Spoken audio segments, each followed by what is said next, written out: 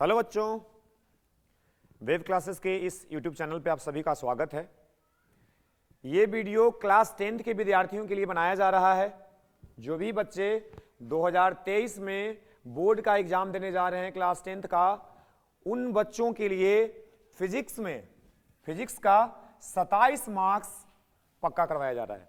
ठीक है, बहुत ही कम समय में आप 1 से 2 वीडियो आपको मिलेगा। 2 वीडियो में फिजिक्स का 27 नंबर आपका पक्का हो जाएगा। इससे पहले आप पढ़ रहे थे या नहीं पढ़ रहे थे, उससे कोई माने मतलब नहीं है। अगर आप इस वीडियो को अच्छे से देख के चले जाते हैं तो जब 10वां का जो एग्जाम होने वाला है, विज्ञान का, साइंस का जो परीक्षा होगा, उसमें फिजिक्स का 27 नंबर आएगा और वो 27 नंबर आप इस वीडियो को देखकर कवर कर सकते हैं। और ये गारंटी है कि 100% सवाल परीक्षा में बन जाएगा। देखिए, कुछ बातों को आप ध्यान में रखिए। आप पहले से पढ़ रहे हैं तो बहुत अच्छी बात है। अगर आपने पढ़ाई अच्छे से नहीं किया है तो भी बोर्ड के एग्जाम में नंबर लाना आसान है। नंबर लाना, नॉलेज होना बोर्ड के परीक्षा में ज्यादा मतलब नहीं रखता है। ये तो 100% सच है कि जिसके पास ज्ञान है वो तो नंबर लाएगा ही। लेकिन जो बच्चा अगर किसी भी कारण से पढ़ाई नहीं कर पाया है, अगर बोर्ड के परीक्षा में 80%, 85% अगर इतना नंबर लाना है तो बहुत ही कम समय में लाया जा सकता है। आपको सही डायरेक्शन में बताया जाना चाहिए कि क्या अभी के समय में पढ़ना है। ठीक है, उसी के आधार पर मैं आपका फिजिक्स का 27 नंबर पक्का करवाने आया हूं और इस वीडियो को अंत तक देखकर आपसे इस बात को समझ पाएंगे कि 27 नंबर मेरा आएगा कि नहीं आएगा। करना क्या है, देखिए 27 नंबर कैसे कवर करेंगे हम लोग, इसको थोड़ा समझ लीजिए। इसका प्लान क्या होने वाला है। कोई भी चीज प्लान से कीजिएगा तो उसका काम का सक्सेस होने का परसेंटेज ज्यादा होगा। अगर आपके दिमाग में प्लान है कि किस प्लान के आधार पर हमको काम करना है। देखिए, टोटल जो परीक्षा होगा उसमें फिजिक्स, केमिस्ट्री और बायोलॉजी का सवाल आएगा विज्ञान में। ये तीनों मिलाकर 80 नंबर होता है। तो आप 27 और इसको 26 ले सकते हैं। ये 26 और 27 किसी से भी पूछा जा सकता है। 1 नंबर का इधर उधर किसी सब्जेक्ट से हो सकता है। देखिए, टोटल क्वेश्चन कितना आएगा हम यहां पे लिख देते हैं। टोटल क्वेश्चन जो आएगा 80 ऑब्जेक्टिव आएगा। ठीक है, 80 क्वेश्चन ऑब्जेक्टिव आएगा, जिसमें से बनाना कितना होगा 40। 80 क्वेश्चन ऑब्जेक्टिव रहेगा साइंस में, पूरा फिजिक्स, केमिस्ट्री, बायोलॉजी मिलाकर, जिसमें से बनाना कितना है 40। ये 40 क्वेश्चन बनाना है फिजिक्स, केमिस्ट्री और बायोलॉजी तीनों मिला के। तो एक सब्जेक्ट से कितना कितना बनाना होगा, फिजिक्स से 13, केमिस्ट्री से 13 और बायोलॉजी से मान लेते हैं 14। वो 1 नंबर इधर उधर हो सकता है। ये सवाल आपको बनाना है। ठीक है, सवाल आपके पास है दुगना, मतलब फिजिक्स में अगर 13 क्वेश्चन बनाना है तब फिजिक्स में 26 क्वेश्चन आपके पास है। 26 गो में से 13 को बनाना है। उसी प्रकार केमिस्ट्री में आपके पास 26 नंबर का ऑब्जेक्टिव है, जिसमें से बनाना 13 है। उसी प्रकार इसमें 28 नंबर का ऑब्जेक्टिव है, बनाना आपको 14 है। ठीक है, दुगना सवाल आपको मिलने वाला है ऑब्जेक्टिव में या किसी भी क्वेश्चन में, दुगना सवाल। तो देखिए, फिजिक्स में 26 ऑब्जेक्टिव, बनाना 13 को है। क्लियर हो गया। उसी तरह से फिजिक्स, केमिस्ट्री, बायोलॉजी सब में हो रहा है। उसके बाद आगे बढ़ते हैं। ये तो ऑब्जेक्टिव का बात हुआ। 13 नंबर का सिलेबस ऑब्जेक्टिव से रहेगा। इसके बाद या 13 नंबर का क्वेश्चन बोल सकते हैं कि ऑब्जेक्टिव से रहेगा। इसके बाद समझिए, आपको 2 मार्क्स का क्वेश्चन पूछा जाएगा। 2 मार्क्स का टोटल सवाल रहेगा 24। ठीक है, टोटल क्वेश्चन कितना रहेगा 24। इसमें से बनाना होगा 12। ठीक है, बनाना कितना होगा 12। तो ये 12 को 3 पार्ट में बांटेंगे, फिजिक्स, केमिस्ट्री, बायोलॉजी। तो फिजिक्स से आएगा 4 क्वेश्चन, फिजिक्स से 4 क्वेश्चन, केमिस्ट्री से भी 4 क्वेश्चन और बायोलॉजी से भी 4 क्वेश्चन। ये आपको बनाना है। लेकिन क्वेश्चन आपके पास है कितना, बनाना है फिजिक्स में 4 क्वेश्चन, रहेगा 8 क्वेश्चन, क्योंकि टोटल क्वेश्चन 24 है। 24 में केवल आपको आधा ही बनाना है, 12 ही बनाना है। तो फिजिक्स में 8 क्वेश्चन, केमिस्ट्री में 8 क्वेश्चन, बायोलॉजी में 8 क्वेश्चन दिया गया है। बनाना कितना है 4। तो 4 दूना 8 नंबर इधर से आया। पहले कितना कवर हुआ था 13, तो 13 8 कवर हो गया। लास्ट में हम जोड़ के दिखा देंगे आपको।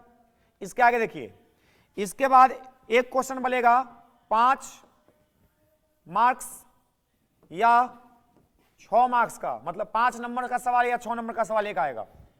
इसमें देखिए, फिजिक्स, केमिस्ट्री, बायोलॉजी तीनों में, फिजिक्स, केमिस्ट्री, बायोलॉजी तीनों में दो दो क्वेश्चन रहेगा, 2 क्वेश्चन फिजिक्स में, 2 क्वेश्चन केमिस्ट्री में, 2 क्वेश्चन बायोलॉजी में। अब 2 में से बनाना कितना है? एक इसमें से बनाइए, एक इसमें से बनाइए और एक इसमें से बनाइए। मतलब जितना भी क्वेश्चन पूछेगा, कितना टाइप का क्वेश्चन है, तो क्वेश्चन का टाइप है 3, एक 1 नंबर का सवाल है, एक 2 नंबर का सवाल है और एक 5 या 6 नंबर का सवाल है। ठीक है, अब एक एक सब्जेक्ट फिजिक्स का हम लेके चलते हैं। देखिए 5 नंबर का 2 सवाल बनाना है, कितना? 1, यानी कि 5 नंबर। उसके बाद 2 नंबर का कितना सवाल है? 8, बनाना कितना है? 4, तो 4 दूना 8 नंबर, ये आ गया। ठीक है, ऑब्जेक्टिव में 26 क्वेश्चन, बनाना कितना है? 13। बताइए 8 5 13 13 13 26, सिलेबस है यही 26 है 27 का। तो आपको पैटर्न अच्छे से समझ में आ गया कि क्या करने वाले हैं या क्या होने वाला है। ठीक है, अब समझिए नंबर लाना कितना आसान है। आप नंबर कैसे लाइएगा? फिजिक्स में 27 मार्क्स ये लाना किसी भी बच्चा के लिए हलवा है। कोई भी बच्चा इस वीडियो को देख के 27 में 27 नंबर ला सकता है। कैसे ऐसे बोल रहे हैं सर? एक वीडियो अगर साल भर आप नहीं पढ़े हैं और एक वीडियो से 27 नंबर कैसे आ जाएगा? देखिए कला है, नंबर लाना बोर्ड की परीक्षा में कला है। अगर आप कला सीख के जाइएगा तो थोड़ा भी ज्ञान है तो आप नंबर ले आइएगा। देखिए 27 नंबर में प्रकाश क्या पढ़ना है उसको समझिए। प्रकाश, विद्युत धारा, उसके बाद विद्युत धारा का चुंबकीय प्रभाव, विद्युत धारा का चुंबकीय प्रभाव, और एक चैप्टर और है, एक चैप्टर और है जिसका नाम है ऊर्जा के स्रोत। ऊर्जा के स्रोत। प्रकाश में 3 चैप्टर है जैसा कि आपको पता होगा, परावर्तन, अपवर्तन, मानव नेत्र। मानव नेत्र। अगर टोटल चैप्टर देखा जाए तो 3 चैप्टर प्रकाश के लिए है, 4 विद्युत धारा, 5 विद्युत धारा का चुंबकीय प्रभाव और छठा चैप्टर ऊर्जा के स्रोत। ये 6 चैप्टर से आपको टोटल 27 नंबर पूछा जाएगा। ठीक है, अब बताइए 6 चैप्टर में 27 नंबर पूछा जा रहा है। अगर इसको हम डिवाइड करें इक्वली तो लगभग 4 या 5 नंबर एक चैप्टर से पढ़ रहा है, 4 या 5 नंबर। प्रकाश में केवल चैप्टर है परावर्तन और अपवर्तन और मानव नेत्र, 3 चैप्टर। अगर 4 नंबर का भी एवरेज लिया जाए तो 4 3 12 नंबर का सवाल वहां से आ रहा है प्रकाश से केवल। अब बताइए 27 में 12 नंबर आ रहा है प्रकाश से, लेकिन प्रकाश से सवाल रहेगा डबल, यानी कि प्रकाश से केवल सवाल कितना रहेगा? 24 नंबर। टोटल बनाना कितना? 27। मतलब अगर आप प्रकाश का 3 चैप्टर पढ़ के चल जाते हैं तो आपका 27 में 24 नंबर बन जा रहा है। ठीक है, अब बताइए थोड़ा बहुत तो आपको समझ में आता ही होगा, तो बाकी विद्युत धारा का चुंबकीय प्रभाव, ऊर्जा के स्रोत से क्या हम सवाल कुछ भी नहीं बना पाएंगे? कुछ तो बना ही लेंगे। 27 नंबर आ गया कि नहीं? तो अगर केवल प्रकाश में है चैप्टर 3, लेकिन ये सब प्रकाश से संबंधित है। अगर 1 घंटा अच्छे से बैठ के अगर प्रकाश को समझ लिया जाए तो प्रकाश से जो भी सवाल आएगा, ये तीनों चैप्टर से जो भी सवाल आएगा, एकदम गारंटी है कि पक्का आपसे बन जाएगा। तो 27 में नंबर कैसे लाना है? तो सबसे पहले आपको प्रकाश को पकड़ना पड़ेगा। प्रकाश पे पूरा कमांड आपको चाहिए, और 1 घंटा के वीडियो में हम ऐसा चीज पढ़ा देंगे कि प्रकाश से कोई भी सवाल पूछा जाए आप बना दीजिएगा। ठीक है, तो सबसे इंपॉर्टेंट कौन है? प्रकाश। तो क्या सर एक के चैप्टर पढ़ाइएगा? नहीं, जो बच्चा बहुत ही कम समय में 27 नंबर लाना चाहता है उसके लिए ट्रिक है। जो थोड़ा सा ज्यादा आत्मविश्वास चाहता है कि मान लीजिए कि प्रकाश से कोई सवाल हमसे नहीं बना, तो ये सबको भी हम पढ़ाएंगे। ठीक है, देखिए जैसे एक वीडियो इसका बनेगा, ये दोनों का एक वीडियो बनेगा, 2 वीडियो, और ऊर्जा के स्रोत 3 वीडियो में पूरा फिजिक्स खत्म। 3 को वीडियो इधर से बना लेंगे और एक वीडियो में जितना भी पिछले सालों में जितना भी आपका क्वेश्चन पूछा गया है पूरा फिजिक्स से, उसको हम आपको डील करवा देंगे। तो ये पूरा पढ़ के क्वेश्चन प्रीवियस ईयर का देख के चल जाइए, सब क्वेश्चन वहीं से रहेगा। क्वेश्चन देखिए अलग से नहीं आएगा, जो आपके क्वेश्चन बैंक में क्वेश्चन है वही रिपीट होने वाला है, थोड़ा बहुत इधर उधर घुमा सकता है। ठीक है, तो हम आपको पहले क्या करेंगे? प्रकाश को पढ़ा देंगे एक वीडियो में। एक बार प्रकाश पढ़ लिए, एक वीडियो में क्या करेंगे कि पूरा प्रकाश का क्वेश्चन करवा देंगे। ठीक है, इतने देख के चल जाएगा, 27 नंबर तो कवर। लेकिन बाकी चैप्टर भी हम पढ़ाएंगे, अगर आपको टाइम मिलता है तो आप उसको भी देख सकते हैं। तो चलिए हम स्टार्ट कर लेते हैं। सबसे पहले हम लोग सब कुछ समझा दिए कैसे कैसे बात करना है। अब हम सबसे पहले बात करते हैं प्रकाश जो चैप्टर है। तो प्रकाश में 3 चैप्टर आपको बताया गया, हम तीनों चैप्टर को एक साथ पढ़ाएंगे। शुरू में पढ़ाएंगे परावर्तन, फिर पढ़ेंगे अपवर्तन और अंतिम में पढ़ेंगे मानव नेत्र। एक साथ शुरू करेंगे। देखिए सबसे पहले जिसको पढ़ रहे हैं उसके बारे में समझिए। ठीक है, प्रकाश क्या है? तो प्रकाश ऊर्जा का रूप है। प्रकाश क्या है? ऊर्जा का रूप है। ठीक है, प्रकाश ऊर्जा का रूप है जो हमको देखने की क्षमता प्रदान करता है। अगर ये प्रकाश ना रहे तो हमारा आंख का कोई काम नहीं है, फिर कुछ दिख ही नहीं पाएगा। तो अगर आंख हमारा है, आंख हमारा काम कर रहा है, ठीक है, तो किसके कारण काम कर रहा है? वो प्रकाश के कारण। और प्रकाश के बारे में कोई पूछे कि प्रकाश क्या है, तो बोलेंगे प्रकाश ऊर्जा का रूप है जो हमें देखने की क्षमता प्रदान करता है। इसी से प्रकाश के कारण हम किसी वस्तु को देख पाते हैं। सही है। अब समझिए, प्रकाश को आप समझ गए कि क्या है। प्रकाश का कुछ गुण समझना है। गुण, प्रकाश का कुछ गुण समझना है। गुण क्या है? सबसे पहला गुण कि यह दोहरी प्रकृति रखता है। ये कैसा प्रकृति रखता है? यह दोहरी प्रकृति रखता है। ठीक है, यह दोहरी प्रकृति रखता है या इसके पास दोहरी प्रकृति होता है। ठीक है, प्रकाश के पास कैसा प्रकृति है? तो इसके पास दोहरी प्रकृति। दोहरी प्रकृति का क्या मतलब है सर? समझिए, आदमी के पास कितना तरह का प्रकृति है? आदमी के पास अनंत प्रकार की प्रकृति है। अलग जगह पे उसका अलग प्रकृति दिखाई देता है। अगर वो क्लास में है तो टीचर के सामने उसका बिहेवियर, उसका व्यवहार अलग होगा। अगर वो पिताजी के सामने है उसका व्यवहार अलग होगा। अगर वही बच्चा दोस्तों के साथ है उसका व्यवहार बदल जाएगा। तो जो व्यवहार है वही प्रकृति है। तो प्रकाश का जो प्रकृति है वो दोहरी प्रकृति है। मतलब क्या है कि प्रकाश दो तरह से बिहेव करता है, बिहेवियर दिखाता है, व्यवहार करता है। ये दो तरह का जो व्यवहार है जिसको दोहरी प्रकृति बोल रहे हैं, इसके बारे में एक प्रकृति को बोलते हैं कि कण का प्रकृति है। ठीक है, एक प्रकृति कैसा है? कण का प्रकृति है।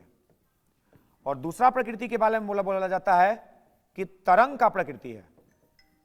कैसा प्रकृति है? तरंग का प्रकृति है। ठीक है, प्रकाश के पास दोहरी प्रकृति है, तरंग का प्रकृति, कण का प्रकृति। कण का प्रकृति कौन बताए थे? न्यूटन। कण का प्रकृति कौन बताए थे? न्यूटन। और तरंग का प्रकृति बताए थे हाइगेंस। क्या कौन बताए थे? हाइगेंस। ऐसे ये सवाल आपसे नहीं पूछा जाएगा। ठीक है, बस आया तो नाम बता दिए, इससे ज्यादा आपको कुछ नहीं पढ़ना है। तरंग प्रकाश की या तरंग का प्रकृति आपको 10वां में पढ़ना ही नहीं है। तो तरंग तो खत्म हो गया, तो बचा कौन? कण का प्रकृति। तो प्रकाश के पास दोहरी प्रकृति है, ये आपको पता चल गया। लेकिन हमको पढ़ना कौन है? तो प्रकाश में एक प्रकृति है कण का प्रकृति, उसी के बारे में हमको पढ़ना है। और तरंग के बारे में कुछ भी पढ़ना नहीं है। बस एक क्वेश्चन पढ़ के चल जाना है।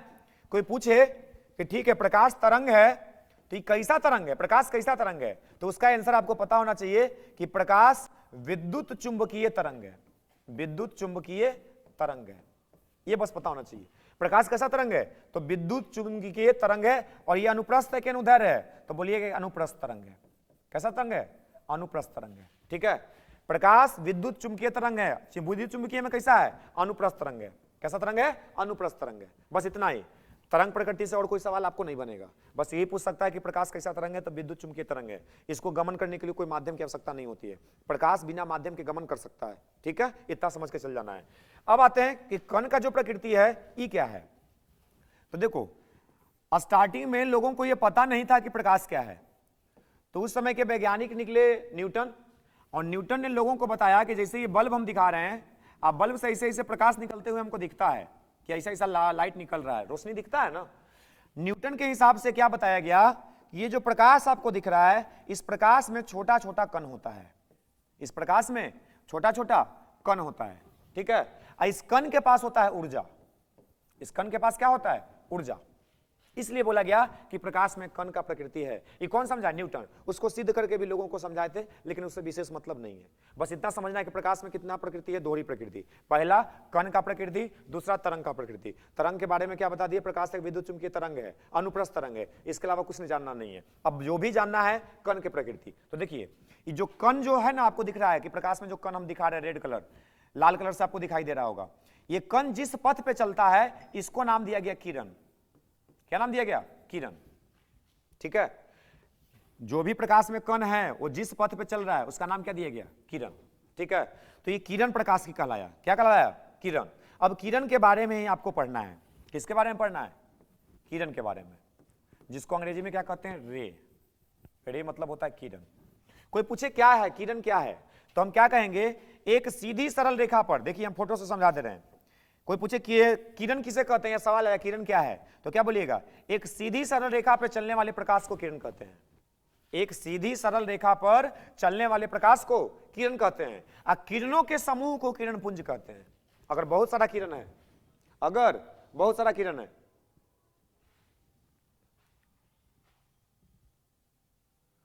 कैमरा में कुछ प्रॉब्लम आ रहा है, एक बार मैं चेक कर लेता हूं।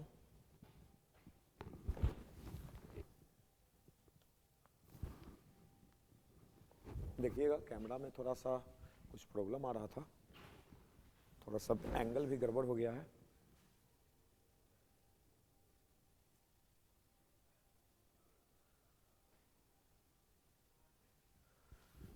चलिए देखते हैं।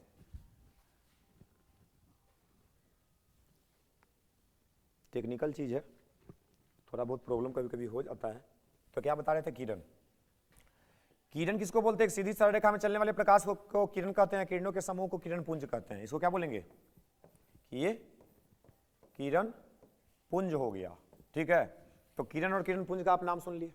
हम बात कर रहे थे प्रकाश के गुण में, और प्रकाश के गुण में पहला गुण के बारे में बात की कि प्रकाश में दोहरी प्रकृति होता है, एक कण का प्रकृति होता है और एक तरंग का प्रकृति होता है, ठीक बात है।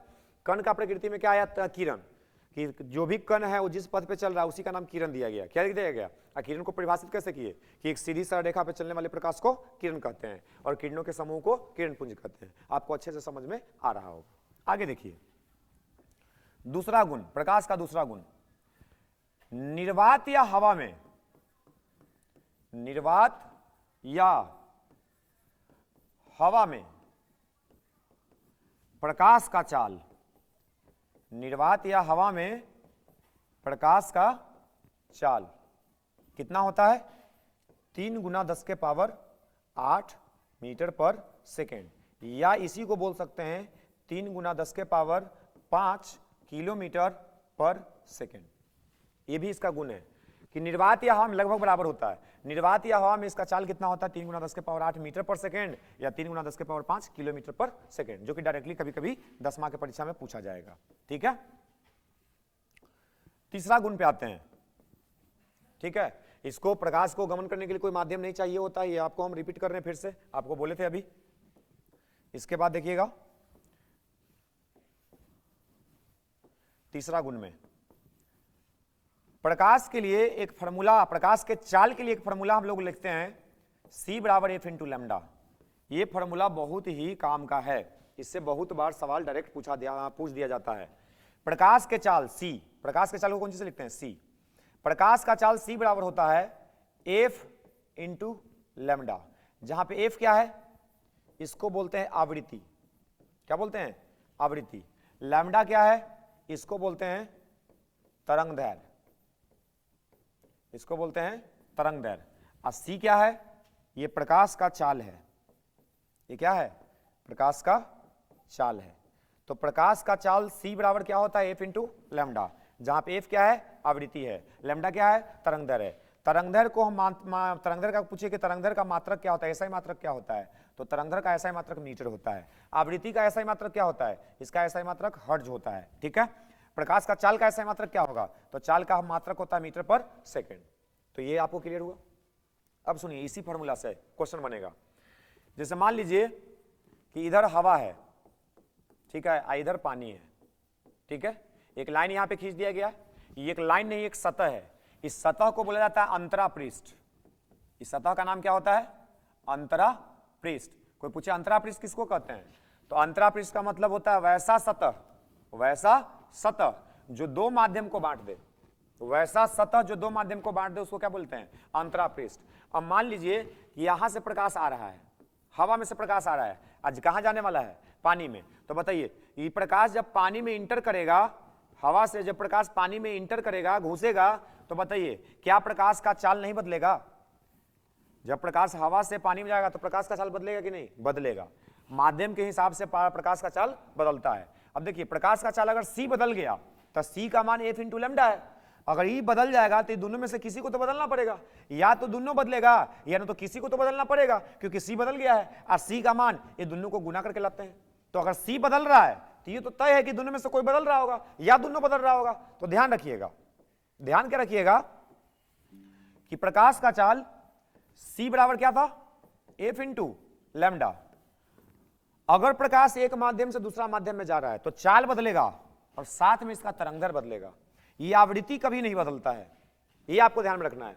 प्रकाश जब एक माध्यम से दूसरे माध्यम में जाएगा तो उसका चाल बदलेगा, उसका तरंगदर बदलेगा, आवृत्ति कभी बदलने वाला चीज नहीं है, ये ध्यान रखिएगा। अब बोले कि चाल बदलेगा तो घटेगा कि बढ़ेगा, तो समझिएगा, अगर ये हवा है और ये पानी है, ठीक है, तो हवा और पानी में घनत्व किसका ज्यादा है, भारी कौन ज्यादा है, पानी। तो अगर प्रकाश हवा से पानी में आ रहा है तो पानी में प्रकाश का चाल घट जाएगा। ये पता कैसे करिएगा, देखिएगा किसका घनत्व ज्यादा है। अगर हवा से पानी में जा रहा है तो पानी का घनत्व ज्यादा है, तो अगर ज्यादा घनत्व वाला में प्रकाश जा रहा है तो उसमें प्रकाश का चाल घट जाएगा। अगर पानी से हवा में जाएगा तो प्रकाश का चाल बढ़ जाएगा। अब जैसे मान लीजिए कि हवा यहां जा रहा है, पानी से कांच में जा रहा है, मान लीजिए ऊपरे वाटर है, ठीक है, वाटर माने पानी, और नीचे कांच का एक प्लेट रख देते हैं। अब वाटर से प्रकाश आ रहा है, कांच में जा रहा है, तो इसमें भी प्रकाश का चाल घट जाएगा, क्योंकि कांच का घनत्व ज्यादा है पानी से। तो जिसका घनत्व ज्यादा उसमें अगर प्रकाश गया तो उसका चाल घटेगा। अगर प्रकाश का गमन इस प्रकार हो रहा है कि सघन माध्यम से विरल माध्यम में जा रहे हैं, देखिए पानी यहाँ पे क्या हो जाएगा, सघन, जिसका घनत्व ज्यादा वो सघन, और जिसका घनत्व कम उसको बोलते हैं विरल। क्या बोलते हैं, विरल। तो अगर प्रकाश विरल से सघन में आएगा प्रकाश का चाल घटेगा, अगर प्रकाश सघन से विरल में जाएगा प्रकाश का चाल बढ़ेगा। क्लियर हो गया, ठीक है। तो देखिए क्या समझ में आया कि प्रकाश एक माध्यम से दूसरे माध्यम में जाएगा तो उसका चाल बदलेगा, साथ में तरंगदर बदलेगा, लेकिन आवृत्ति बदलने वाला चीज नहीं है। एक क्वेश्चन और कि प्रकाश का जो रंग होता है, रंग, प्रकाश में आपको 7 रंग दिखाई देता है ना, पूछेगा सवाल कि प्रकाश का रंग किस चीज पर निर्भर करता है, तो प्रकाश का रंग याद रखिएगा आवृत्ति पर निर्भर करता है। प्रकाश का रंग किस पर निर्भर करता है, आवृत्ति पर निर्भर करता है, ठीक है। तो ये होगा कितना प्रॉपर्टी, जो भी नंबर हो प्रॉपर्टी। अगला प्रॉपर्टी देखते हैं, अगला गुण देखते हैं। अगला प्रकाश का गुण क्या है, देखिए अभी अभी जो बता रहे थे शायद ये 5वां नंबर का गुण है। जैसे ये अंतरापृष्ठ है, अंतरापृष्ठ किसको बोलते हैं, जो दो माध्यम को बांटे। इसके ऊपर मान लीजिए हवा है और नीचे मान लेते हैं पानी है। बताइए सघन माध्यम कौन होगा, पानी, क्योंकि इसका घनत्व तो ज्यादा है। और विरल माध्यम कौन होगा, तो हवा। तो हवा के सामने लिख दिए विरल और पानी के बगल में लिख दिए सघन, ठीक है। अब मान लीजिए ये है अभिलंब। अभिलंब का किसको बोलते हैं, अभिलंब का क्या मतलब है, अभिलंब जो अंतरापृष्ठ, इस लाइन को क्या बोलते हैं, अंतरापृष्ठ ना, अंतरापृष्ठ, ठीक है, क्या बोलते हैं, अंतरापृष्ठ। अंतरापृष्ठ पर जो लाइन 90 डिग्री का कोण बनाता है उसको हम क्या बोलते हैं, अभिलंब बोलते हैं। क्या बोलते हैं, अभिलंब। अभिलंब बस इसलिए बनाया जाता है कि प्रकाश कितना कोण बना के आया है उसको नापना है, बस इसलिए बनाया जाता है, ठीक है। देखिए मान लीजिए कि प्रकाश ऐसे आया, प्रकाश किस माध्यम से आ रहा है, तो इधर था हवा ना, तो प्रकाश हवा से आ रहा है, जा कहां रहा है, पानी में। अभी प्रकाश को जाना चाहिए था सीधा, क्योंकि प्रकाश तो सीधा रेखा में चलता है किरण के हिसाब से। प्रकाश जिस पथ पे चलता है उसको किरण बोलते हैं, अब प्रकाश सीधी रेखा में चलता है, तो प्रकाश को जाना चाहिए था सीधा। लेकिन यहां पे दिक्कत क्या है कि यहां पे माध्यम बदल गया, यहां पे हवा था, यहां पे क्या आ गया, पानी। तो जब प्रकाश एक माध्यम से दूसरे माध्यम में जाएगा ना तो हमेशा अपने पथ से विचलित होगा। देखिए इसका पथ कैसे था, सीधा रेखा में जाना चाहिए था। अभी जब हवा से पानी में जाएगा तो प्रकाश ऐसे मुड़ जाएगा। कैसे मुड़ गया, तो इसको बोलेंगे कि अभिलंब के तरफ मुड़ गया, ठीक है। ये गुण है, इसको आपको याद रखना है। क्या याद रखना है कि जब प्रकाश का किरण विरल माध्यम से कहां जाए, सघन माध्यम, जब प्रकाश का किरण विरल माध्यम से कहां जाए, सघन माध्यम, तो हमेशा अभिलंब के तरफ मुड़ता है। याद नहीं हो गया, जब प्रकाश विरल से कहां जाए, सघन माध्यम, तो हमेशा अभिलंब के तरफ मुड़ेगा। इसका अगला गुण सुनिए, इसका अगला जो है 6ठा नंबर का, कि मान लीजिए ये अंतरापृष्ठ है, इधर क्या था, हवा, इधर क्या था, पानी, इसको क्या बोलते हैं, अभिलंब। अब मान लीजिए कि पनिया में कोई बैठ के टॉर्च जला रहा है, पानी के अंदर बैठ के टॉर्च जला रहा है, तब प्रकाश देखो पानी में आ रहा है, पानी में आ रहा है। अब इसके बाद अंतरापृष्ठ के बाद कहां जा रहा है, हवा में। तो बताइए यहां पे भी प्रकाश को जाना कैसे चाहिए था, सीधा, लेकिन माध्यम बदल गया ना, यहाँ पे पानी है, यहाँ पे क्या है, हवा। अब बताइए प्रकाश विरल से सघन जा रहा है कि सघन से विरल, तो ये सघन है, तो सघन से कहां जा रहा है, विरल। जब प्रकाश सघन से विरल जाएगा तब ये अभिलंब से दूर जाएगा। देखिए ये अभिलंब है ना, नॉर्मल एन से लिखते हैं अभिलंब को, तो ये अभिलंब के तरफ गया कि अभिलंब से दूर चला गया, तो दूर चला गया, तो उल्टा, सघन से विरल, अभिलंब से दूर, विरल से सघन, अभिलंब की ओर, खत्म। अभी 5 6 जो प्रॉपर्टी गुण बताए हम प्रकाश का, इससे कुछ ना कुछ सवाल आपको दिख जाएगा एकदम गारंटी के साथ। अब आगे बात करते हैं, प्रकाश आपको समझ में आया, प्रकाश का गुण आपको समझ में आया। इसके बाद हमको बात करना है वस्तु के बारे में। देखिए वस्तु के बारे में समझिए, अगर हम मोटा मोटा समझते हैं तो देखिए एक ऐसा वस्तु है प्रकाश के हिसाब से जिसमें प्रकाश आर पार हो जाता है, उसको बोलते हैं पारदर्शी। एक ऐसा वस्तु है जिसमें प्रकाश आर पार नहीं होता है, उसको बोलते हैं अपारदर्शी। और एक ऐसा वस्तु है जिसमें प्रकाश थोड़ा बहुत पार करता है और बाकी रुक जाता है, उसको बोलते हैं पारभासी या अल्प पारदर्शी। एग्जाम्पल में याद रखिएगा, पानी पारदर्शी है, घिसा हुआ कांच अल्प पारदर्शी है, दीवार क्या है अपारदर्शी है, उससे प्रकाश नहीं जाएगा। तो एक तो हुआ प्रकाश को गमन करने के हिसाब से वस्तु, प्रकाश किसमें गमन किया किसमें नहीं किया, उसके हिसाब से प्रकाश वस्तु कितना प्रकार का, 3, पारदर्शी, अपारदर्शी और पारभासी या अल्प पारदर्शी। उसके बाद ये 2 वस्तु और है, जिसके पास खुद का प्रकाश है उसको दीप्त वस्तु बोलना, जिसके पास खुद का प्रकाश नहीं है उसको अदीप्त वस्तु बोलना। जैसे सूरज, तारा, ये सब क्या है, खुद का प्रकाश है, तो उसको क्या बोलेंगे कि ये दीप्त वस्तु है। एक ऐसा वस्तु जिसका खुद का प्रकाश नहीं है, जैसे मेरा चेहरा आपको दिख रहा है, क्या मेरे चेहरे पर बल्ब लगा हुआ है, नहीं, तो ये क्या है, अदीप्त वस्तु है। लेकिन अगर दिखाई दे रहा है तो कहीं ना कहीं प्रकाश आ रहा है, इस पर टकरा के आपके कैमरा पे जा रहा है तो आपको दिखाई दे रहा है। क्लियर है? देखिए अब आप एक चीज और समझिए, ये दोनों आप जानते होंगे जो हम अभी बताए, पारदर्शी, अल्पपारदर्शी, अपारदर्शी, फिर दीप्त वस्तु, अदीप्त वस्तु, इसके बारे में आपको ज्ञान होगा। अभी आपको समझना क्या है कि प्रकाश में वस्तु हम उसी को बोलेंगे जिससे प्रकाश आ रहा है, ठीक है। अभी के हिसाब से प्रकाश में वस्तु हम किसको बोलेंगे, जिससे प्रकाश आ रहा है। जरूरी नहीं कि उसका खुद का प्रकाश हो, जैसे मेरा चेहरा, मेरा खुद का प्रकाश नहीं है, लेकिन यहाँ पे ट्यूबलाइट जल रहा है, ट्यूबलाइट से इस पे लाइट टकरा रहा है, टकरा के कैमरा पे जा रहा है, आप हमको देख पा रहे हैं, ठीक है। तो मेरे चेहरा में बल्ब तो नहीं था, फिर भी आपको दिखाई दिया ना। यानी कि अगर हम एक वस्तु हैं तो प्रकाश हमसे निकलेगा, चाहे वो मेरा खुद का प्रकाश हो या ना हो। अब यहीं पे बल्ब दिखा दें तब बल्ब से प्रकाश निकलता है, अगर बल्ब से प्रकाश निकलता है तो बल्ब क्या हो गया, दीप्त वस्तु, उससे प्रकाश आ रहा है। लेकिन वस्तु हम दोनों को कहेंगे, एगो दीप्त होगा एगो अदीप्त होगा। क्लियर है? तो वस्तु के बारे में आपको समझ में आ गया। इसके बाद आगे बढ़ते हैं। इसके बाद डायरेक्टली जो आपसे सवाल पूछा जाएगा वो है प्रकाश का परावर्तन। परावर्तन से पहले आपको पढ़ा देते हैं दर्पण, ठीक है। आप दर्पण समझिए, दर्पण को क्या कहते हैं, मिरर। दर्पण को क्या कहा जाता है, मिरर। देखिए दर्पण से सवाल आपको भर भर के पूछा जाएगा और एकदम आसान सा चीज है, आप समझ लीजिए। दर्पण किसको कहते हैं, दर्पण होता है कांच का टुकड़ा, कांच का टुकड़ा जिसका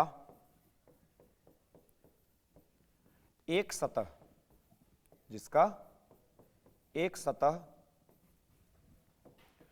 दर्पण क्या होता है, देखिए लिखा हुआ है, दर्पण क्या होता है, कांच का एक टुकड़ा होता है जिसका एक सतह चांदी, जिसका एक सतह चांदी, जिसको सिल्वर कहते हैं, सिल्वर से रंगा होता है, ठीक है। कांच का एक टुकड़ा जिसका एक सतह चांदी से रंगा होता है, वो क्या कहलाता है, दर्पण। देखिए बोर्ड पर, यहां पे ध्यान दीजिए। जो दर्पण होता है वो होता है मुख्यतः 2 प्रकार का। एक को बोलते हैं समतल दर्पण, ठीक है, और एक को बोलते हैं गोलीय दर्पण, ठीक है। दर्पण कोई सा भी हो, परिभाषा वही रहेगा, कांच का एक टुकड़ा जिसका एक सतह चांदी से रंगा हुआ हो उसको हम दर्पण कहेंगे। जैसे समतल दर्पण के बात करते हैं तो समतल दर्पण के बारे में हम क्या बोलेंगे, समतल दर्पण किसको कहेंगे, तो हम बोलेंगे समतल कांच का टुकड़ा, समतल कांच का टुकड़ा जिसका एक सतह चांदी से रंगा हुआ हो उसको हम क्या कहेंगे, समतल दर्पण। देखिए तो मान लीजिए कि इस चांदी, वो ग्लास का टुकड़ा है, प्लेट है, और इसको ऊपर जिसे चांदी से रंग दिए, ठीक है, तो ये दर्पण बन गया। इस दर्पण का नाम क्या है, समतल, क्योंकि समतल कांच का ही प्लेट था। तो समतल कांच का प्लेट एक सतह चांदी से रंग दीजिए, क्या बन जाएगा, समतल दर्पण। क्लियर हो गया? अब समझिए बात को कि जो समतल दर्पण है इसको समतल दर्पण इसलिए बोला गया क्योंकि इसको समतल बोल रहे हैं। इसका कांच का एक समतल सतह, समतल टुकड़ा जिसका एक सतह रंगा हुआ है, समतल दर्पण कहला रहा है, ठीक है। अब इस समतल दर्पण कहला रहा है, अब इसमें हम गोलीय दर्पण को भी देख रहे हैं। अब देखिए समतल दर्पण में एक चीज और समझिएगा कि जो भाग रंगा हुआ है इसको तो रंगा हुआ सतह कहेंगे ही कि रंगा हुआ है, और इसका कांच का जो अगला सतह है ना, अगला ई वाला आगे वाला, इसको बोलते हैं परावर्तक सतह। क्या बोलते हैं इसको, परावर्तक सतह, ठीक है।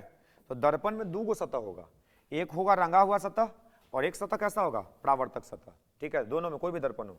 तो समतल दर्पण में क्या बोलना कि कांच का एक समतल टुकड़ा जिसका एक सतह चांदी से रंगा हुआ हो और दूसरा सतह परावर्तक हो, उसको क्या बोलेंगे, समतल दर्पण। गोलीय दर्पण के बारे में सुन लीजिए, इसको क्या बोलते हैं कि खोखले कांच के गोले का एक भाग, जैसे मान लीजिए खोखला कांच का ही गोला है, इसका एगो भाग लेना है, इसका क्या लेना है, एक भाग लेना है। देखिए हम इधर से इसका भाग ले लेते हैं, एक भाग इधर से ले लेते हैं, एक भाग इधर से ले लेते हैं, एक भाग इधर से ले लेते हैं, ठीक है। तो कांच के खोखले गोले का भाग मिल रहा है, इसको क्या करते हैं, रंग देते हैं, एगो में इस तरफ से रंग देते हैं, एगो में इस तरफ से रंग देते हैं, ठीक है। ये जो गोला का एक भाग है जिसको काट के हम रंग दिए, तो बताइए चांदी से अगर रंग दिए तो आगे वाला सतह परावर्तक हो गया, ई वाला सतह रंगा हुआ हो गया, ई वाला सतह परावर्तक हो गया, ई वाला सतह रंगा हुआ होगा। तो बताइए कांच का एक टुकड़ा है जिसका एक सतह रंगा हुआ है और दूसरा सतह परावर्तक है, तो दर्पण होगा ना। आई दर्पण कैसे बना है, गोला से, इसलिए इसको क्या बोलेंगे, गोलीय दर्पण। तो क्या परिभाषा होगा गोलीय दर्पण का, कहेगा गोलीय दर्पण को परिभाषित कीजिए, तो क्या बोलिएगा, किसी खोखले कांच के गोले का एक भाग, किसी खोखले कांच के गोले का एक भाग जिसका एक सतह रंगा हुआ हो, दूसरा सतह परावर्तक हो, उसको क्या बोलेंगे, गोलीय दर्पण, ठीक है। अब गोलीय दर्पण में दो गो दर्पण दिख रहा है हमको, ठीक है। एक दर्पण ऐसा दिख रहा है जिसका परावर्तक सतह उठा हुआ है, देखिए उठा हुआ दिख रहा है ना, एक परावर्तक सतह क्या दिख रहा है, धंसा हुआ है, अंदर की ओर धंसा हुआ, एक उठा हुआ है। जिस गोलीय दर्पण का परावर्तक सतह उठा हुआ उसको बोलेंगे उत्तल दर्पण, क्या बोलेंगे, उत्तल दर्पण। जिस गोलीय दर्पण का परावर्तक सतह धंसा हुआ हो उसको क्या बोलेंगे, इसको बोलेंगे अवतल दर्पण, क्या बोलेंगे, अवतल दर्पण।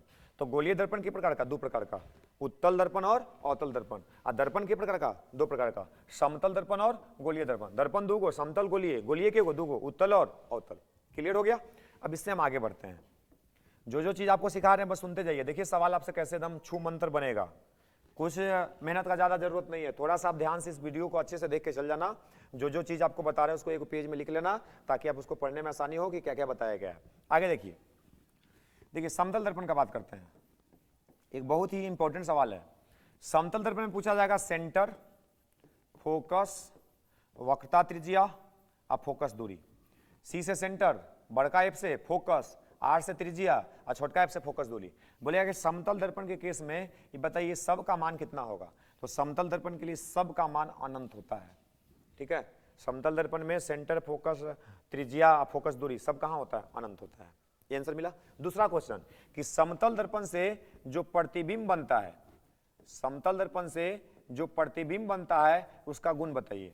समतल दर्पण से जो प्रतिबिंब बनता है उसका गुण बताइए। तो गुण देख लीजिए, बराबर आकार का बनेगा, जितना बड़ा वस्तु रहेगा उतना ही बड़ा, वही उतना ही बड़ा क्या बनेगा, प्रतिबिंब बनेगा। तब प्रतिबिंब का आकार बराबर होगा, किसके बराबर, वस्तु के बराबर। ये पहला पॉइंट है कि समतल दर्पण में बनने वाला प्रतिबिंब वस्तु के बराबर होता है। समतल दर्पण आप रोज देखते हैं, बताइए मुंह जब देखने जाते हैं समतल दर्पण तो मुंह बड़ा या छोटा दिखता है, कि जितना बड़ा है उतना दिखता है, उतना ही दिखता है। इसका मतलब कि समतल दर्पण में जो प्रतिबिंब बनता है वो बराबर आकार का बनता है। दूसरा कि काल्पनिक प्रतिबिंब बनता है। समतल दर्पण में जो ऐनक में मुंह दिखता है, क्या वो मुंह को जो दर्पण में दिख रहा है उसको हम पर्दा पे उतार सकते हैं, चेहरा को अपने पर्दे पे उतार सकते हैं, नहीं उतार सकते। तो कैसा है, काल्पनिक है, ठीक है। तीसरा कि वो सीधा रहता है, कैसा रहता है, सीधा रहता है। तो समतल दर्पण से बनने वाले प्रतिबिंब का गुण बता दिए, बराबर वस्तु के बराबर आकार का, काल्पनिक बनेगा और सीधा बनेगा, ठीक है। ये क्वेश्चन बहुत इंपॉर्टेंट है, ये आपसे पूछा जाएगा। एक चीज और याद रखिएगा, समतल दर्पण में पार्श्व बदलता है, पार्श्विक चेंज होता है, पार्श्व बदल जाता है, जिसको लैटरल इन्वर्जन कहते हैं। जैसे देखिए, जैसे बी इसके सामने हम लिखे तो दर्पण में बी आपको ऐसे दिखेगा, ठीक है। इसको बोलते हैं पार्श्व बदल जाना।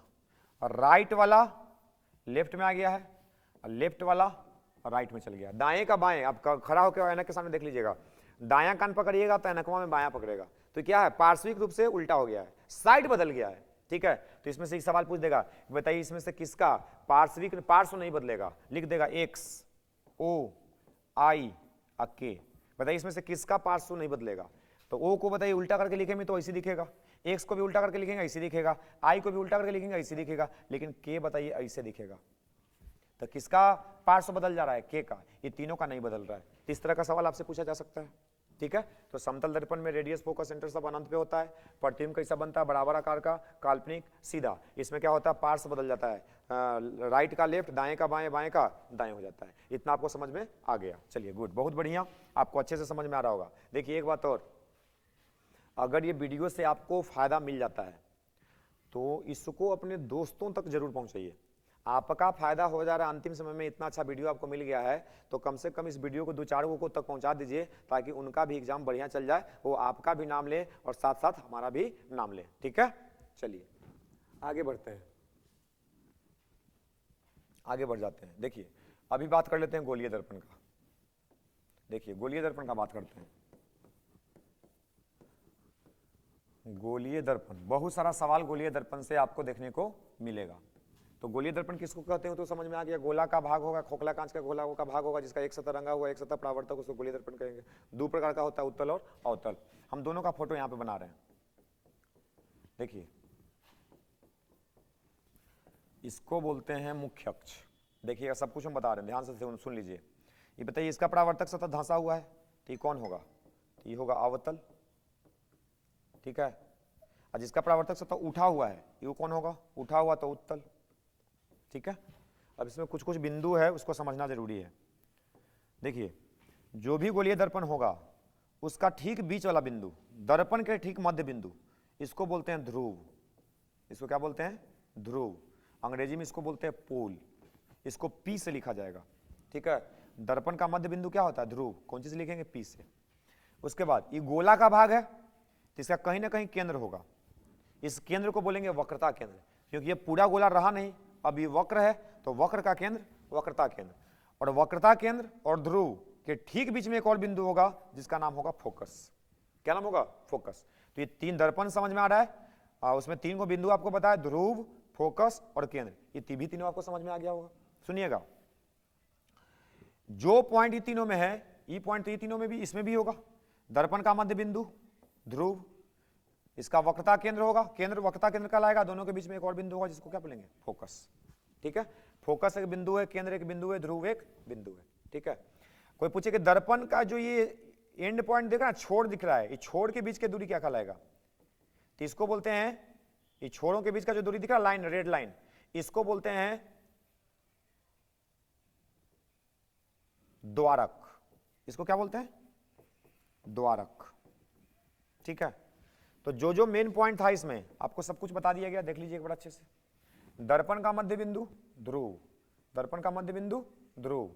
उसके बाद जिस गोला का ही भाग होगा उसका केंद्र वक्रता केंद्र, और ध्रुव और केंद्र के बीच में एक और बिंदु जिसका नाम फोकस। ठीक है, आपको यहाँ पे दिख रहा होगा, यहाँ पे भी क्लियर दिख रहा है। दर्पण का मध्य बिंदु ध्रुव, जिस गोला का ही भाग होगा, देखिए इसका गोला कुछ ऐसा होगा ना, तो जो गोला का केंद्र होगा उसको वक्रता केंद्र, ध्रुव और वक्रता केंद्र के बीच में बिंदु होगा उसको फोकस कहेंगे। क्लियर है, इस पॉइंट से इस पॉइंट का दूरी क्या कहलाता है, द्वारक कहलाता है। कोई दिक्कत नहीं है। चलिए एक पॉइंट और, ध्रुव और केंद्र, ध्रुव और केंद्र को मिलाने वाली रेखा को मुख्य अक्ष कहा जाता है। ठीक है, क्या कहते हैं, मुख्य अक्ष कहा जाता है। ध्रुव और केंद्र को मिलाने वाला लाइन क्या कहलाता है, मुख्य अक्ष कहलाता है। ठीक है, तो ये सब पॉइंट आपको क्लियर हुआ गया होगा। हम फिर से एक बार बना देते हैं। देखिए कोई भी दर्पण हो, गोलीय दर्पण, इसका मध्य बिंदु क्या कहलाएगा, ध्रुव। जिस गोला का ये भाग होगा उसका केंद्र क्या कहलाएगा, वक्रता केंद्र। ध्रुव और केंद्र के मध्य में एक और बिंदु है जिसका नाम क्या होगा, फोकस। ध्रुव और फोकस को मिलाने वाला, ध्रुव और सेंटर को मिलाने वाला, या फोकस भी बोल सकते हैं, ध्रुव, फोकस, सेंटर तीनों को मिलाने वाला रेखा क्या कहलाता है, ये कहलाता है मुख्य अक्ष। तो जो बात इसके लिए सत्य है अवतल दर्पण के लिए, वो उत्तल दर्पण के लिए भी सत्य होगा। ठीक है, इतना चीज आपको समझ में आ गया। अब आगे बात करते हैं। देखिए आपसे इसका प्रयोग पूछेगा, तो प्रयोग से जानने से पहले आप इसके प्रतिबिंब के बारे में जानिए। ठीक है, देखिए हम यहां पे लिखते हैं अवतल दर्पण से बनने वाला प्रतिबिंब। ठीक है, अवतल दर्पण से बनने वाला प्रतिबिंब। देखिए अवतल दर्पण से, जो अवतल दर्पण आपको दिख रहा है, इस अवतल दर्पण से कुल 6 प्रतिबिंब बनते हैं। कितना प्रतिबिंब बनता है, 6। आई 6 में से 5 प्रतिबिंब वास्तविक होते हैं और 1 प्रतिबिंब काल्पनिक होते हैं। ठीक है, अवतल दर्पण से कुल कितना प्रतिबिंब बनता है, 6। 6 में से 5 के क्या बनता है, वास्तविक, और 1 कैसा प्रतिबिंब होता है, काल्पनिक। अब इस सब को आप समझ लिए, बहुत आसानी से आपको याद हो जाएगा। देखिए ये है अवतल दर्पण, ये है मुख्य अक्ष, ये है ध्रुव, ये है केंद्र और ये है फोकस, है ना। इसमें जो प्रतिबिंब बनेगा उसको याद कैसे करेंगे, तो याद करने का ट्रिक है इसका बहुत ही आसान। देखिए इसमें जो 6 गो प्रतिबिंब बनना है, इसके लिए एक आपको टेबल याद करना है। टेबल याद करना बहुत आसान है, ठीक है, टेबल याद करना बहुत ही आसान है। यहाँ पे वस्तु रहेगा, वस्तु बताया जाएगा कहाँ पे है, यहाँ पे प्रतिबिंब रहेगा, यहाँ पे वास्तविक या काल्पनिक रहेगा, और यहाँ पे इसका आकार रहेगा, साइज रहेगा, साइज, ठीक है। आपको क्लियर दिख रहा होगा। इसमें वस्तु, प्रतिबिंब, वास्तविक है कि काल्पनिक और इसका आकार। देखिए 6 गो प्रतिबिंब बनेगा इसमें, तो 6 प्रतिबिंब के लिए वस्तु का पोजीशन अलग अलग होगा। देखिए सबसे पहले हम वस्तु को कहाँ मानते हैं, सबसे पहले हम वस्तु को मानते हैं कि अनंत पर है। सबसे पहले वस्तु को कहाँ मानते हैं, अनंत पर। और एक बात और, किसी भी वस्तु का प्रतिबिंब बनाना है कम से कम 2 गो किरण खींचना पड़ेगा। तो मान लीजिए कि वस्तु कहाँ है, अनंत पर, और 2 गो किरण लाना है, तो 1 गो किरण को हम इसी मुख्य अक्ष पे ले आते हैं और इसको एक को इसके समानांतर लाते हैं, ठीक है।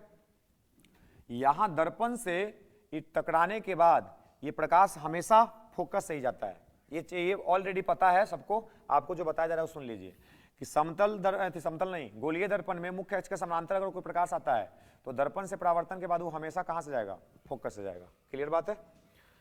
अगर ये प्रकाश को देखा जाए तो इस सेंटर से जा रहा है ना, सेंटर से अगर कोई प्रकाश गया है और दर्पण पे टकराया है तो टकराने के बाद उसी पथ पे वापस लौट जाता है। तो बताइए ये जो प्रकाश आपतित किरण था, आपतित आने वाला प्रकाश जो था, वो दर्पण से परावर्तन के बाद किसी बिंदु पे कटा है, और कटने वाला बिंदु कौन है, फोकस। तो हम बोलेंगे कि इसका प्रतिबिंब कहां पे बना, फोकस पे। आप प्रतिबिंब फोकस पे कैसा बन रहा है, तो बिंदु के रूप में बन रहा है। कैसा बन रहा है, बिंदु के रूप में। आप परावर्तन के बाद ये क्या सही में कटा है, अगर सही में कटा है तो ये वास्तविक होगा। ठीक बात है। चलिए आपको इतना समझ में आया होगा। आप देखने के बाद कमेंट जरूर कीजिएगा कि आपको इसका फायदा कितना मिला, ठीक है। चलिए आगे देखते हैं। अब यहां से हम सबको लगातार भर लेते हैं। अब सबको बनाएंगे तो उतना टाइम हमारे पास नहीं है, कम समय में नंबर लाना है। तो यहां से आपको पोजीशन याद करना है, पोजीशन याद करवा देते हैं। सबसे पहले कहां से, इनफाइनाइट, अनंत से। अनंत के बाद आपको कहां जाना है, सेंटर के पास। तो अनंत और सेंटर के बीच में वस्तु को रख दीजिए। ये वस्तु हम दिखा दे रहे हैं, ठीक है। क्या दिखा दे रहे हैं, वस्तु दिखा दे रहे हैं। ये वस्तु है, ठीक है। तो अनंत के बाद अनंत और सी के बीच में, उसके बाद सी पर, उसके बाद सी और एफ के बीच में, इसके बाद एफ पर, इसके बाद एफ और पी के बीच में। देखिए 6 को काउंट कीजिए। सबसे पहले अनंत पर 1, उसके बाद अनंत और सी के बीच में 2, इसके बाद सी पर 3, इसके बाद सी और एफ के बीच में 4, उसके बाद एफ पर 5, उसके बाद एफ और पी के बीच में 6। बताइए 6 जगह पे वस्तु रखा दिया, दिख रहा होगा आपको। अनंत पर, अनंत और सी के बीच में, फिर सी पर, फिर सी और एफ के बीच में, फिर सी एफ पर, फिर एफ और पी के बीच में। अब यहां से टेबल समझिए।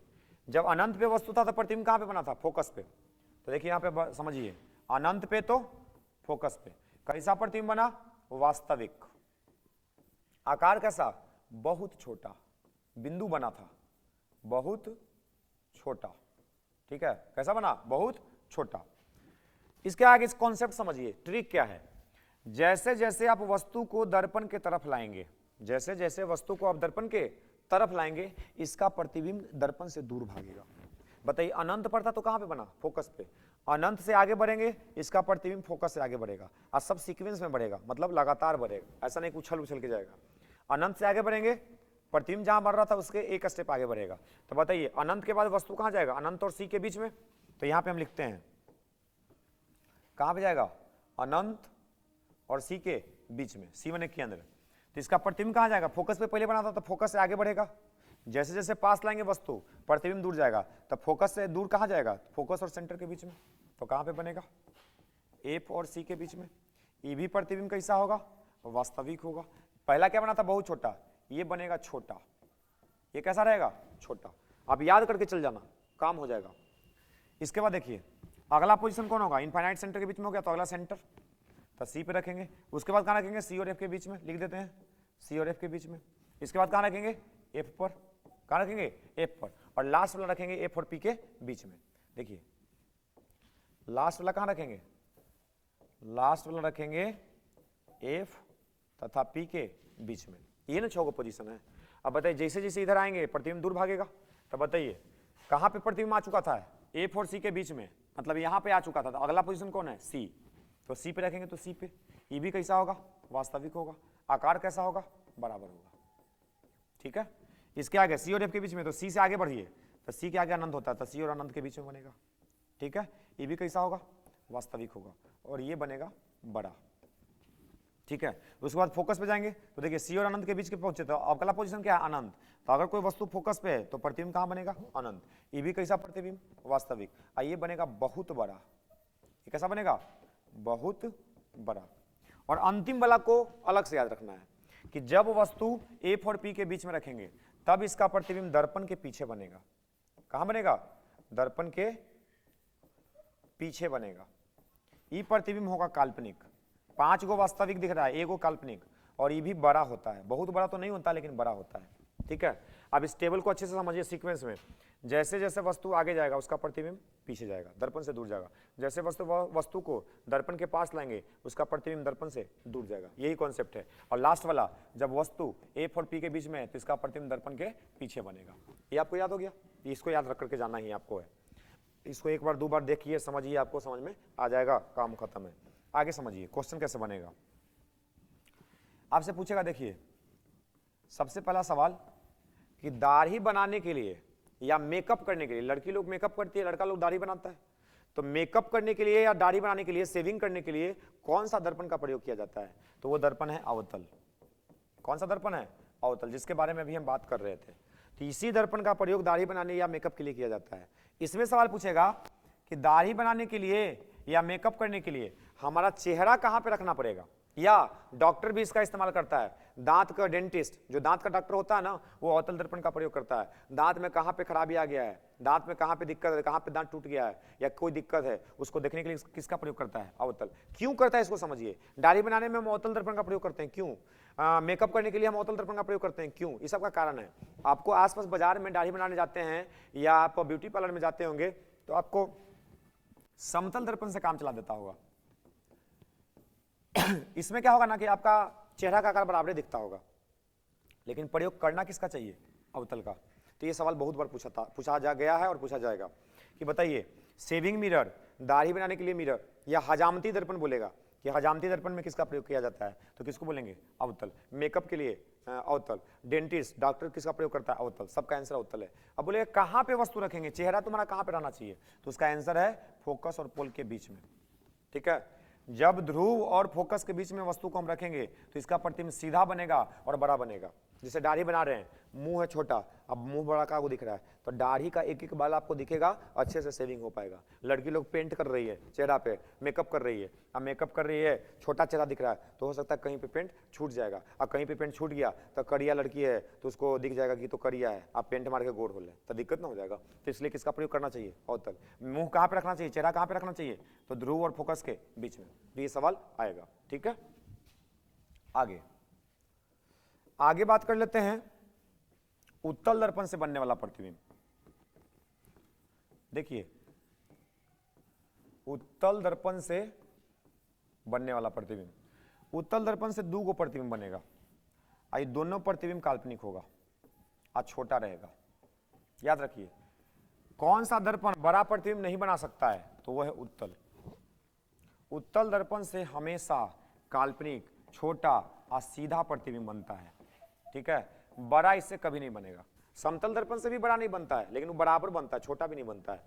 इससे हमेशा कैसा बनेगा, काल्पनिक, छोटा और सीधा। और समतल दर्पण में काल्पनिक तो होता है लेकिन छोटा नहीं, बराबर और सीधा। ठीक है, तो अंतर समझिएगा, क्वेश्चन कैसे पूछा जाएगा। दोनों फोटो आप देख लीजिए कैसे प्रतिबिंब बनेगा। ये उत्तल दर्पण है। अगर वस्तु अनंत पर है तो 2 किरण एगो ऐसे हम ले आते हैं, एगो मुख्य अक्ष पर, एगो समानांतर। ये टकराने के बाद ऐसे जाएगा, इसको पीछे की ओर बढ़ाएंगे तो ये कहाँ से जाता हुआ दिखेगा, ये जाता हुआ दिखेगा फोकस से। और इसको अगर हम इस पे लाएंगे तो इधर सेंटर भी है, केंद्र भी है। अगर केंद्र की दिशा में कोई लाइट आ रहा है तो टकराने के बाद इसी पथ पे वापस जाएगा। इसको अगर पीछे की ओर बढ़ाएंगे तो इसी पॉइंट पे कटेगा। तो प्रतिबिंब कहाँ पे बना, फोकस पे। मतलब इसमें भी अगर हम छोटा सा टेबल बना के समझाएं तो देखिए वस्तु, प्रतिबिंब, इसके बाद रियल होगा, माने वास्तविक, आर से रियल, या भी से वर्चुअल काल्पनिक, कैसा होगा? वास्तविक होगा, काल्पनिक होगा, और एक लास्ट में आकार। ठीक है, तो देखिए पहला वस्तु कहाँ रखाएगा? अनंत पर, तो प्रतिबिंब कहाँ पे बनेगा? फोकस पे। कैसा बनेगा? वर्चुअल, रियल नहीं। आकार कैसा होगा? बहुत छोटा। ठीक है, इसके बाद कहाँ रखेंगे? देखिए दूसरा वस्तु जो रखाएगा वो अनंत और ध्रुव के बीच में आप कहीं भी रख सकते हैं। अनंत और ध्रुव के बीच में आप कहीं भी रखिए, अनंत और ध्रुव के बीच में कहीं भी रख दीजिए। तो प्रतिबिंब कहाँ पे बनेगा? तो प्रतिबिंब बनेगा P और F के बीच में। अनंत और P के बीच में आप कहीं भी रख दीजिए वस्तु, P और F के बीच में ही प्रतिबिंब रहेगा। उत्तल दर्पण में कभी भी प्रतिबिंब फोकस के पीछे नहीं जा सकता है। देखिए अनंत पे है तो फोकस पे, अगर अनंत और P के बीच में कहीं भी रहेगा तो फोकस के इधर बनेगा, इधर नहीं जा सकता है, इधर नहीं जाना है। ठीक है, इसमें P और F के बीच में बनता है। कैसा प्रतिबिंब? तो ये भी काल्पनिक, और इसको बोलेंगे छोटा। ये बहुत छोटा नहीं, छोटा बनेगा। तो इसका दो को याद रख लीजिएगा, समतल दर्पण को गोलीय दर्पण का दुना, उत्तल और अवतल सबका प्रतिबिंब का जानकारी हो गया आपको। ठीक है, इसको अच्छे से आप देख लीजिएगा, याद करने का ट्रिक आपको बता दिए, बहुत कम समय में आपको याद हो जाएगा। आगे देखिए, आगे हमको समझना है परावर्तन। पहले आपको परावर्तन पढ़ा देते हैं। परावर्तन क्या है? तो परावर्तन को हम क्या बोलेंगे कि जब कोई प्रकाश किसी परावर्तक सतह पर आपतित होता है, जैसे दर्पण है तो इसका परावर्तक सतह है ना, तो जब कोई प्रकाश की किरण किसी परावर्तक सतह पर आपतित होता है तो दर्पण से परावर्तन के बाद, या दर्पण से ऐसे बोलेंगे कि जब कोई प्रकाश की किरण किसी परावर्तक सतह पर आपतित होता है तो प्रकाश परावर्तक सतह से टकराने के बाद ठीक उसी माध्यम में वापस लौट जाता है। ठीक है, जब कोई प्रकाश की किरण किसी परावर्तक सतह से टकराती है तो टकराने के बाद ठीक उसी माध्यम में वापस लौट जाती है। तो प्रकाश की इस घटना को क्या बोलते हैं? परावर्तन कहते हैं। ठीक है, फिर से सुनिए, जब प्रकाश का कोई किरण, देखिए दर्पण था, जब प्रकाश का कोई किरण आया और दर्पण के परावर्तक सतह से टकराया, तो प्रकाश बताइए जाना चाहिए था तो सीधा गया? सीधा नहीं, तो टकरा के वापस न लौट गया। तो जब कोई प्रकाश का किरण किसी परावर्तक सतह से टकरा के ठीक उसी माध्यम में वापस लौट जाती है जिस माध्यम से वह आती है, तो इस घटना को क्या बोलते हैं? प्रकाश का परावर्तन। ये अभिलंब है, ये क्या खींच रहे हैं? अभिलंब। अभिलंब के साथ जो प्रकाश का किरण आया था वो जितना कोण बनाया उसको बोलते हैं आपतन कोण। ये परावर्तित किरण अभिलंब के साथ जितना कोण बनाया इसको बोलते हैं परावर्तन कोण। ठीक है, सही है। प्रकाश का परावर्तन आपको समझ में आया? प्रकाश किसी भी परावर्तक सतह से टकरा के अगर ठीक उसी माध्यम में वापस लौट जाता है, इस घटना का नाम प्रकाश का परावर्तन है। अभिलंब से आपतित किरण जितना कोण बना के आएगा उतने कोण बना के जाएगा, ये परावर्तन का नियम है। परावर्तन का दो नियम, परावर्तन का दो नियम। पूछेगा कि प्रकाश के परावर्तन से आप क्या समझते हैं, इसके नियमों को लिखें। तो प्रकाश का परावर्तन अभी बताए, उसका कितने नियम है? दो नियम है। नियम क्या कहता है? देखिए नियम क्या कहता है कि आपतन कोण और परावर्तन कोण हमेशा बराबर होगा। दिखाए थे ना आपतन कोण? आपतित किरण अभिलंब के साथ जो कोण बनाता है इसको बोलते हैं आपतन कोण। परावर्तित किरण अभिलंब के साथ जो कोण बनाता है उसको बोलते हैं परावर्तन कोण। तो आपतन कोण परावर्तन कोण हमेशा बराबर होगा, ये परावर्तन का नियम है। दूसरा नियम, ये पहला नियम है। दूसरा नियम क्या है कि आपतित किरण, परावर्तित किरण, अभिलंब तीनों एक के बिंदु पे होता है। तीनों क्या होता है? एक ही बिंदु पे। तो हम क्या बोलेंगे कि आपतित किरण, आपतित किरण, परावर्तित किरण, ठीक है, और अभिलंब एक ही बिंदु पर होते हैं। कहाँ होते हैं? एक ही बिंदु पर होते हैं। ये परावर्तन का नियम हो गया। ठीक है, आगे सुनिए। परावर्तन का नियम बिल्कुल आसान था, आपको समझ में आया होगा। अब परावर्तन के प्रकार, परावर्तन के प्रकार, ठीक है, परावर्तन के प्रकार। परावर्तन होता है दो प्रकार का, एक होता है एक समान परावर्तन, एक समान परावर्तन, और एक होता है असमान परावर्तन। ठीक है, दो तरह का परावर्तन होता है, एक को बोलते हैं एक समान परावर्तन और एक को बोलते हैं असमान परावर्तन। देखिए एक समान परावर्तन का मतलब क्या है कि जब प्रकाश का परावर्तन एक समान सतह से हो, जैसे समतल दर्पण, इसका सतह एक समान है, चिकना है, तो अगर प्रकाश का परावर्तन एक समान सतह से हुआ, जैसे तीन को किरण हम लाए, ये समानांतर किरण पुंज है, किरणों के समूह को किरण पुंज कहते हैं। देखिए किरणों के समूह को किरण पुंज कहते हैं। एक किरण पुंज ऐसा होगा, एक किरण पुंज ऐसा होगा और एक किरण पुंज ऐसा होगा। देखिए एरो से समझिएगा, अगर प्रकाश का किरण है और किरणों का समूह है और सभी किरण एक दूसरे के समानांतर है, इसको बोलेंगे समानांतर किरण पुंज। अगर प्रकाश में किरण का समूह है और सब किरण एक दूसरे से दूर जा रहा है, फैल रहा है, तो इसको बोलते हैं अपसारी किरण पुंज। अगर प्रकाश का किरण है और किरणों का समूह है और सब एक बिंदु पे आके मिलने वाला है, इसको बोलते हैं अभिसारी। इसको क्या बोलते हैं? अपसारी। जो फैलेगा अपसारी, जो मुड़ेगा एक बिंदु पे उसको अभिसारी, और जो एक दूसरे के समानांतर होगा इसको समानांतर किरण पुंज। तो किरण पुंज 3 प्रकार के हैं। ये भी आपको समझ में आ गया होगा कि किरण पुंज कितना प्रकार का होता है? 3, समानांतर, अपसारी और अभिसारी। समानांतर माने समानांतर, जो फैल जाए, अपसारी जो मुड़ जाए, अभिसारी। अब यहाँ पे कौन सा किरण पुंज है? समानांतर। अगर इसका परावर्तक सतह एक समान है तो इसका परावर्तन भी एक समान होगा। देखिए कैसे, ये परावर्तित तो कैसे जाएगा? ये ऐसे जाएगा, ये ऐसे जाएगा, दिख रहा है। अगर ये समानांतर आया है तो समानांतर जाएगा भी, ठीक है। इसी को बोलते हैं एक समान परावर्तन। यहाँ पे 3 बिंदु पे परावर्तन हुआ। अगर नाम दें ए, बी और सी, तो ए पे परावर्तन, बी पे परावर्तन और सी पे परावर्तन एक समान हुआ है। एक समान का मतलब कि यहाँ पे अगर अभिलंब हम बनाए, अभिलंब, तो यहाँ पे ई वाला कोण और ई वाला कोण तीनों बराबर। अगर ये आई है तो ये भी आई होगा, ये भी आई होगा। अगर हम इसे परावर्तन कोण दिखाएं तो ये परावर्तन कोण, ये परावर्तन कोण, ये परावर्तन कोण। अगर ये आर है तो ये भी आर होगा और ये भी आर होगा। मतलब ये तीनों बिंदु के लिए हम बोल सकते हैं कि कोण आई और कोण आर बराबर है, तो इसको बोलते हैं एक समान परावर्तन, ठीक है। जब प्रकाश का परावर्तन एक समान सतह से हो तो उसको क्या बोलेंगे? एक समान परावर्तन। फोटो बना दीजिएगा, काम हो गया। असमान परावर्तन, जब प्रकाश का परावर्तन असमान सतह से हो। देखिए ये क्या समतल दर्पण जैसा दिख रहा है कि ऊबड़ खाबड़ है? ऊबड़ खाबड़ है। अगर यहां से प्रकाश आया, टकराया, तो क्या ये समानांतर जाएगा? देखिए तो ये समानांतर जा रहा है, नहीं। तो अगर प्रकाश का परावर्तन असमान सतह से हुआ है तो उसको क्या बोलेंगे? असमान परावर्तन। यहां पे थोड़ा ध्यान दीजिएगा, ठीक है। असमान परावर्तन हो रहा है, 3 बिंदु है, फिर से ए, बी और सी। यहाँ पे अभिलंब दिखा, ऐसे जाएगा, यहाँ पे अभिलंब ऐसे जाएगा, यहाँ पे अभिलंब ऐसे जाएगा। ये तीनों अभिलंब भी समानांतर नहीं है। तो ये कोण आई है तो ये कोण I1 होगा, ये कोण I2 होगा। यहाँ से ये कोण R होगा तो ये R1 होगा और ये R2 होगा।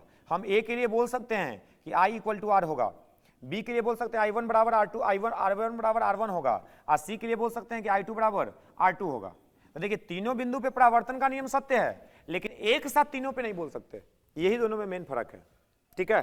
तो परावर्तन 2 प्रकार का होता है, एक समान, असमान। आपको दिख रहा है यहाँ पे भी परावर्तन हुआ, लेकिन यहाँ पे तीनों के परावर्तन में I बराबर है, R बराबर है, लेकिन यहाँ पे तीनों परावर्तन में I और R अलग अलग है। तो क्या बोलेंगे कि परावर्तन का नियम दोनों सतह के लिए मान्य है, लेकिन एक बिंदु पर। यहाँ पे सब बिंदु पे एक साथ मान्य नहीं होगा, लेकिन एक बिंदु पे तो मान्य है ना कि I बराबर R है, ठीक है। तो परावर्तन के नियम के बारे में जो जानकारी आपको चाहिए था आपको मिल गया है।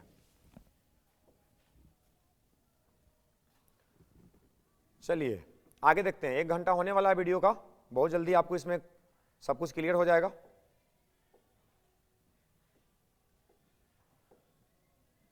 आगे बात करते हैं। दर्पण का परावर्तन का नियम, परावर्तन का प्रकार, सब कुछ कवर हो गया। अब सुनिए, अब आते हैं फॉर्मूला पर। एक होता है चिन्ह परिपाटी, एक क्या होता है? चिन्ह परिपाटी, जो कि बहुत काम का चीज है। देखिए चिन्ह परिपाटी में कुछ नहीं, बिल्कुल आसान चीज है। अगर आपको गोलीय दर्पण है, अवतल हो चाहे उत्तल हो, सबके लिए एक जैसा, या आपके पास लेंस है।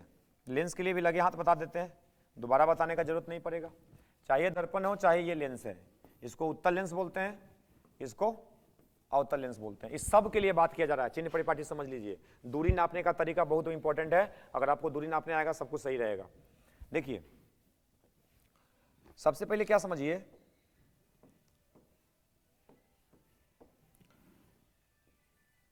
सबसे पहला बिंदु चिन्ह परिपाटी में क्या है कि गोलीय दर्पण में दूरी ध्रुव से नापाएगा।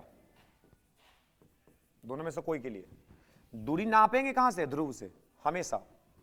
और लेंस में ये दूरी प्रकाशीय केंद्र से नापाएगा, ठीक है। अगला पॉइंट, पहला चीज क्लियर हो गया कि चिन्ह परिपाटी क्या कहता है? दूरी कहां से नापने के लिए बोलता है? ध्रुव से। दर्पण में ध्रुव से, और लेंस में कहां से? प्रकाशीय केंद्र से। इसके अलावा कहीं से आप दूरी नहीं नाप सकते हैं, ठीक है, दिमाग में सेट कर लीजिए। दूसरा कि वस्तु हमेशा दर्पण या लेंस के बाईं तरफ होगा। देखिए दर्पण हो या लेंस हो, वस्तु हमेशा कहां रखना है? बाईं तरफ। 2 पॉइंट क्लियर। तीसरा कि अगर ये वस्तु है तो प्रकाश से तो इसी से आएगा, प्रकाश तो इसी वस्तु से आएगा। तो प्रकाश जिस वस्तु से जिस दिशा में चल रहा है इसको बोलते हैं आपतित किरण की दिशा। क्या बोलते हैं? आपतित किरण की दिशा। ठीक है, क्या बोलते हैं? आपतित किरण की दिशा। आपतित किरण की दिशा में अगर आप कोई दूरी कहां से नापने हैं? ध्रुव से। अगर आप इस दिशा में कोई दूरी नाप रहे हैं, जैसे मान लीजिए कि इसका प्रतिबिंब इधर बना, मान लेते हैं, तो यहां से इस प्रतिबिंब का दूरी को हम नापेंगे ना, तो जो भी दूरी लेंगे ये धनात्मक लेना, पॉजिटिव। अगर मान लेते हैं कि वस्तु है, अब वस्तु का दूरी हमको पता करना है, तो दूरी कहां से पता करेंगे? ध्रुव से। तो अगर दूरी देखो इधर नाप रहे हैं ना, आपतित किरण की दिशा में जा रहे हैं कि विपरीत? अगर विपरीत में नाप रहे हैं तो कैसा होगा? माइनस होगा। इस सब में लागू है। ठीक है, आपतित किरण की दिशा में धनात्मक, विपरीत दिशा में ऋणात्मक। मुख्य अक्ष के ऊपर जैसे इसका ऊंचाई कुछ होगा, जो भी इसका ऊंचाई होगा, मान लेते हैं HO, हाइट ऑफ ऑब्जेक्ट, वस्तु का ऊंचाई, तो जो भी इसका ऊंचाई होगा इसको धनात्मक लेना। मुख्य अक्ष के ऊपर धनात्मक, अब मुख्य अक्ष के अगर नीचे रहता, मुख्य अक्ष के अगर नीचे रहता तो इसका जो ऊंचाई होगा ऋणात्मक लेते हैं। क्लियर हो गया? फिर से सुन लेते हैं एक बार। देखिए, कोई भी दर्पण हो या कोई भी लेंस हो, सबके लिए एक ही बात है। दर्पण में दूरी कहां से नापना है? ध्रुव से। लेंस में कहां से नापना है? प्रकाशीय केंद्र से। वस्तु कहां रखना है? बाईं ओर। प्रकाश कहां से आएगा? वस्तु से। सही है सब कुछ? जिस दिशा में प्रकाश आपतित हो रहा है इस दिशा में अगर दूरी नापेंगे तो ये दूरी धनात्मक। अगर इसके विपरीत दिशा में, जिस दिशा में आप प्रकाश जा रहा है उसके विपरीत दिशा में जा रहे हैं तो दूरी ऋणात्मक। अगर मुख्य अक्ष के ऊपर जा रहे हैं तो दूरी धनात्मक, अगर मुख्य अक्ष के नीचे जा रहे हैं दूरी ऋणात्मक। काम खत्म।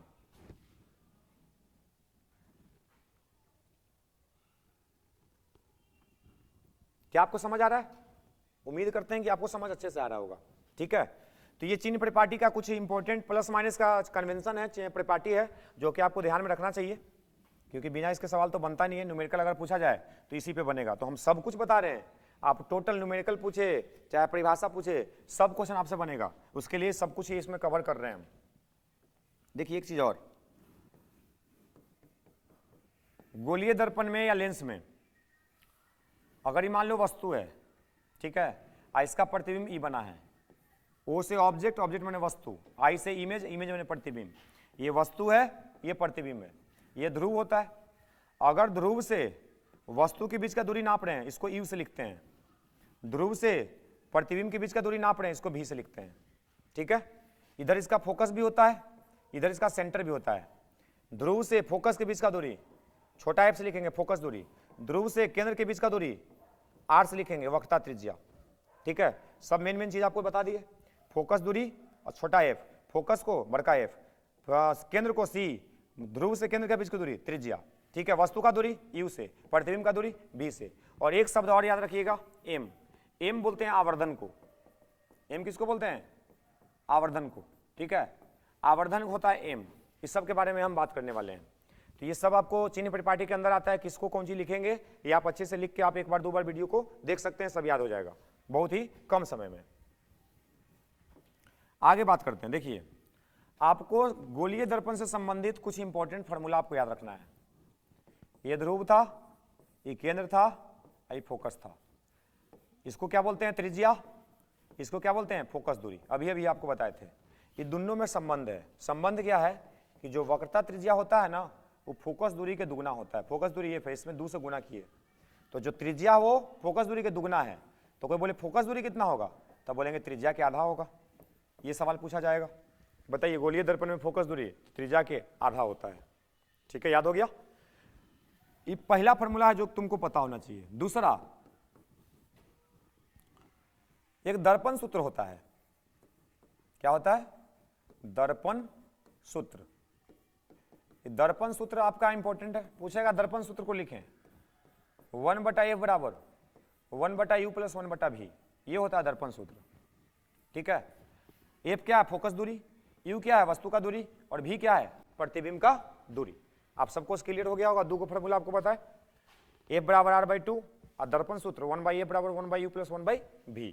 चलिए आगे बढ़ते हैं। तीसरा फॉर्मूला, आवर्धन। आवर्धन को परिभाषित किया गया है HI/HO।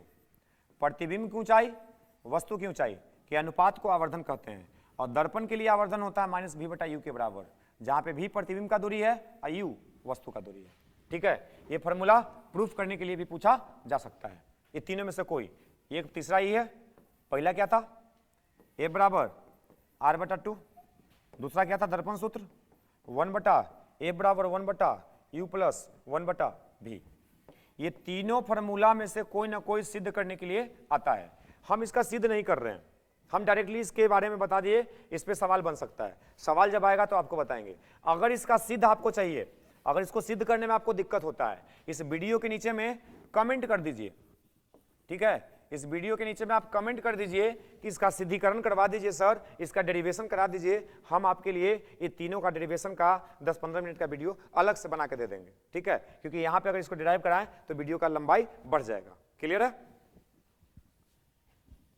चलिए, तीनों फॉर्मूला आपको समझ में आ गया।